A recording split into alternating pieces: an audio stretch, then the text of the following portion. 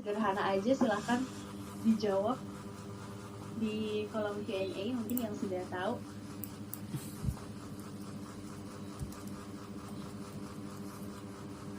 Nah, ada yang nanya juga dari Shelander Aisyah, profit sama omset itu bedanya apa? Nah, makanya kita mau bahas ya. Jadi kalau profit itu adalah yang kita dapatkan ketika barang tersebut terjual dan sudah dipotong dengan pengeluaran. Jadi contoh gini, kalau misal teman-teman jualan masker harganya 20.000 gitu ya.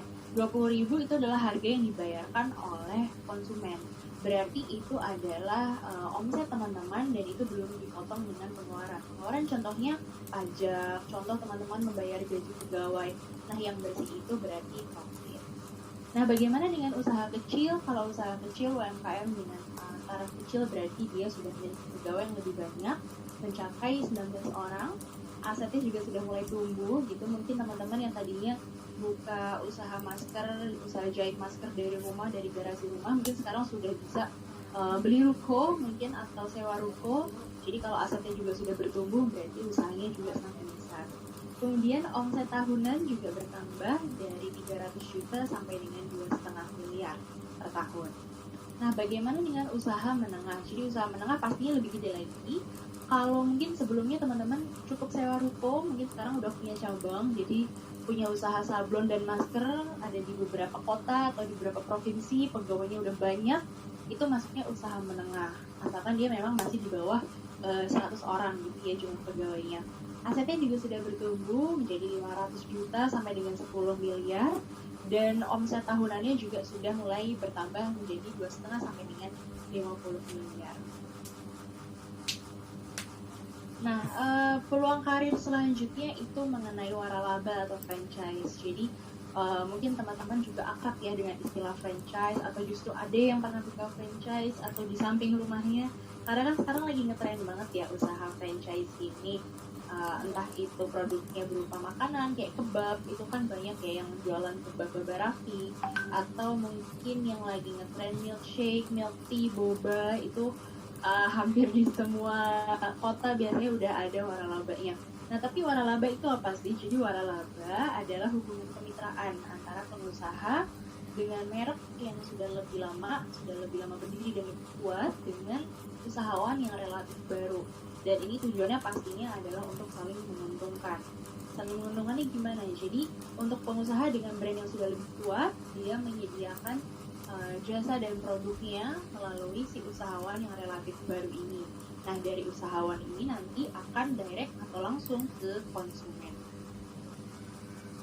Nah, tapi kita mau bahas mengenai kelebihan dan kekurangannya ya, karena kan tadi ada yang nanya gimana caranya menjadi pemilik waralaba atau franchise. Nah, sebelum menuju ke sana mungkin kita pertimbangkan dulu plus minusnya. Jadi kalau dari sisi plusnya, karena memang brandnya ini sudah lebih kuat, jadi pastinya manajemen bisnis, kemudian support, manajemen finansial, dia udah ada gitu. Jadi kita nggak perlu kayak membangun dari awal, kita nggak perlu bikin bisnis plan dari awal, rancangan dari awal tuh nggak usah, karena memang sudah ada bahkan sebelum kita mulai usaha kita gitu kan.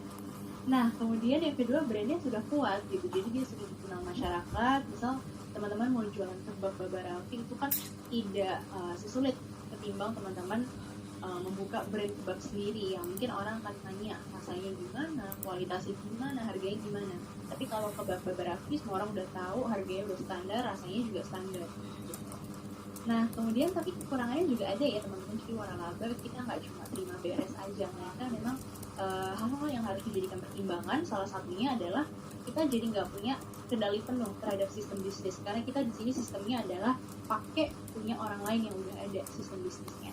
Kemudian biaya waralaba ini juga dibebankan ke kita. Biaya waralaba ini biasanya sudah termasuk dengan perangkat berjualannya ya. Kalau mungkin teman-teman tadi menjualan kebab atau milkshake, tea, boba tadi, biasanya itu termasuk gerobaknya, termasuk bahan-bahan bakunya gitu, termasuk packagingnya juga, atau bahkan termasuk biaya training karyawan. Nah, ada pemotongan keuntungan juga, kemudian ada reputasi yang bergantung dengan waralaba lainnya. Jadi misal contoh, teman-teman jualan kebab Babarafi di kecamatan A, kemudian di kecamatan B dekat dengan rumah teman-teman ada juga yang jualan kebab. Tapi yang jualan kebab di kecamatan B ini kadang sausnya kebanyakan, jadi kadang orang suka kepedesan. Nah nanti kadang kalau misal orang mau beli di tempat teman-teman, mungkin mereka akan mikir-mikir dulu, kemarin kan gue beli mereknya sama di sana di kecamatan sebelah, tapi rasanya pedesan gitu. Apakah dengan gue beli di tempat teman-teman mungkin akan jadi rasanya beda atau enggak? Itu kan juga jadi pengaruh ya ke pandangan orang.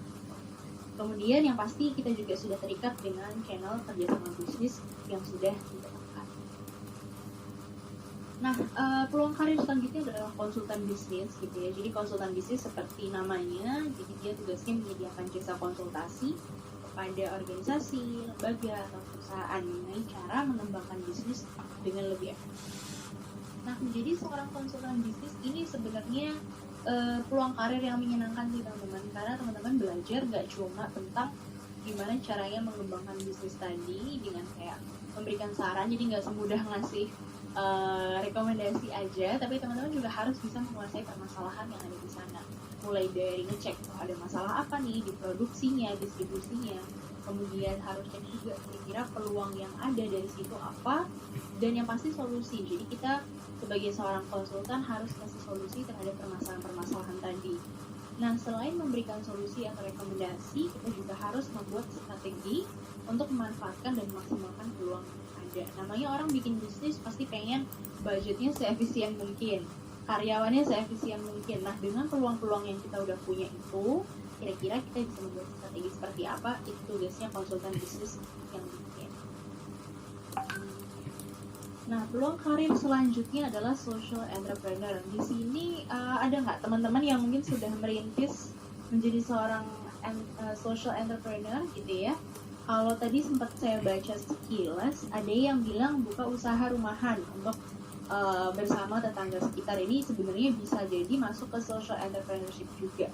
Jadi social entrepreneur atau wirausaha sosial ini pada dasarnya adalah pendekatan bisnis yang nggak cuma berorientasi pada profit atau keuntungan, melainkan juga untuk menciptakan dampak positif. Nah, dampak positif yang dimaksud itu seperti apa? Bisa jadi kita memberikan peluang pekerjaan untuk warga sekitar gitu ya, mungkin juga kita memberikan dana pengembangan untuk pemuda-pemudi di sekitar.